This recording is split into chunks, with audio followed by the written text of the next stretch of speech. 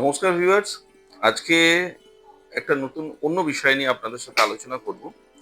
আগের দিন আপনাদের প্রোডাক্টের গোল্ড অ্যান্ড সিলভার কিভাবে ইউজ করতে হয় এই অ্যাওয়ারনেস নিয়ে একটা ছোট ভিডিও দিয়েছিলাম এবং আহ, আরো একটা ভিডিও দিয়েছিলাম যে আমরা গোল্ড জুয়েলারি যে এইচওআইডি কোড হলমার্ক গভর্নমেন্ট যেটা স্ট্যাম্পিং করছে সেটা মেনটেন করতে গিয়ে আমরা নিজেরা কি করে প্রিপারেশন নিচ্ছি, আগে গোল্ড কি করে মেল্টিং হচ্ছে, কিভাবে তারপরে টেস্ট হচ্ছে এবং এরপরে কি করে জুয়েলারিতে বানাতে দেওয়া হচ্ছে গোল্ডটা, সেই প্রসেসিংটাও আপনাদের দেখিয়েছিলাম। প্রচুর কাস্টমার, প্রচুর ভিউয়ার্স এটাতে খুব ভালো কমেন্টস করেছে যে দাদা এই জিনিসগুলো আমাদের জানা উচিত বা এই অ্যাওয়ারনেসটাও আমাদের থাকা উচিত, তাহলে আমরা কি করে সিলভার এবং গোল্ড ইউজ করব সেটাও আমরা অনেক সময় জানি না।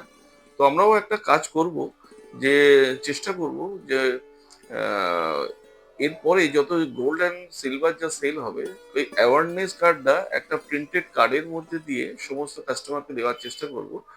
তার মধ্যে অনেকেরই ওটা কাজে লাগবে যে এটা কিভাবে রাখা উচিত, কিভাবে ইউজ করা উচিত, সেটা জানানোর জন্য। এবং তারও আরো একটা কথা বলি, দেখুন জুয়েলারির দাম এখন আকাশ ছোঁয়া। তো যার কারণে জুয়েলারিকে এখন রাখতে হবে খুব সুন্দরভাবে বা মেনটেন করতে হবে খুব সুন্দরভাবে।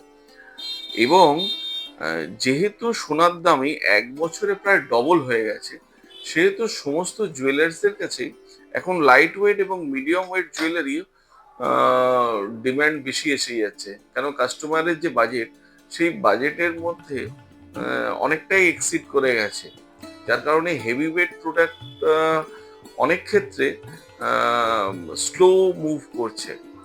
এবং আমরা স্টোরে যেটা সবসময় মেনটেন করি, যদি ধরুন কোনো প্রোডাক্টের কোনো ডিস্টারবেন্স এলো, মানে চেকিং এর সময় বা হয়তো বেশ কিছুদিন রয়েছে সেই প্রোডাক্টটা হয়তো সেল হচ্ছে না, তো তখন আমরা সেই প্রোডাক্টটাকে চেষ্টা করি, যেমন যদি একটা এক্সাম্পল দেখাই শান্তনুকে দেখাতে পারবো।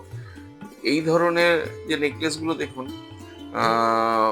স্টোরে থাকাকালীন বেশ কিছু কালার ড্রপ হয়ে গেছে বা পিস খুলে গেছে। হ্যাঁ, তো এইরকম বেশ কিছু জুয়েলারি আছে যেগুলোকে আমরা চট করে রিপেয়ারিং না করে, বা হয়তো দেখা যাচ্ছে যে সাইজ অনুযায়ী ওয়েটটা অনেকটা হেভি আছে বা তার মধ্যে কোনো ডিস্টারবেন্স আছে, তো এই প্রোডাক্টগুলো আমরা রিপেয়ারিং না করে চেষ্টা করি এগুলো ভেঙে ফেলতে। কেন কি, এই প্রোডাক্টগুলো ভেঙে না ফেললে আপনাদের নতুন ডিমান্ডের প্রোডাক্ট সবসময় স্টোরে অ্যাভেলেবেল দেওয়াটা পসিবল হবে না। কিন্তু এটাই জানানো যে আগের দিন একটা ভিডিওতে জানিয়েছিলাম যে মেকিং চার্জ আপনারা যখন দেন তার মধ্যে কি কি থাকে। তো তার মধ্যে এটাও একটা পার্ট যে এ ধরনের বেশ কিছু জুয়েলারি থাকে, স্টোরেরই জুয়েলারি, যে জুয়েলারিগুলো সেল না হলে সেটা একটা টাইমের পর ভেঙে ফেলতে হয়। তার কারণটা কি, সেই ধরনের প্রোডাক্টগুলো নতুন যে আপডেট ডিজাইন সবসময় আসছে সেগুলো কাস্টমারের কে দেওয়ার জন্য শোরুম থেকে সবসময় নিত্য নতুন ডিজাইন দিতে হয়। তো এর যে কস্টিংটা এটাও মেকিং এর মধ্যে থাকে। এবং আমরা সবসময় চাই যে সমস্ত প্রোডাক্ট এইচওআইডি হলমার্ক করতে, যেহেতু এতদিনের প্রতিষ্ঠান প্রচুর কাস্টমারের ভরসা বিশ্বাস থাকে। আর ম্যানুফ্যাকচারিং যেহেতু প্রোডাক্ট, সেহেতু প্রোডাক্টের যত কম কমপ্লেন আসবে সেটাই আমাদের কাছে প্রথম কাম্য। তো আশা করি বিষয়টা আপনাদের জানাবার ছিল, কিন্তু আগের বারে জানিয়েছিলাম। তো আজকেই হঠাৎ শান্তনু বললো দাদা এটা যখন আহ, মানে ড্যামেজ জুয়েলারি বা ডিফেক্টিভ কিছু জুয়েলারিকে আমরা ভেঙে ফেলছি, তো এটারই একটা ভিডিও পোস্ট করা হোক। তো সেই কারণেই আপনাদেরকে এই ভিডিওটা পোস্ট করা।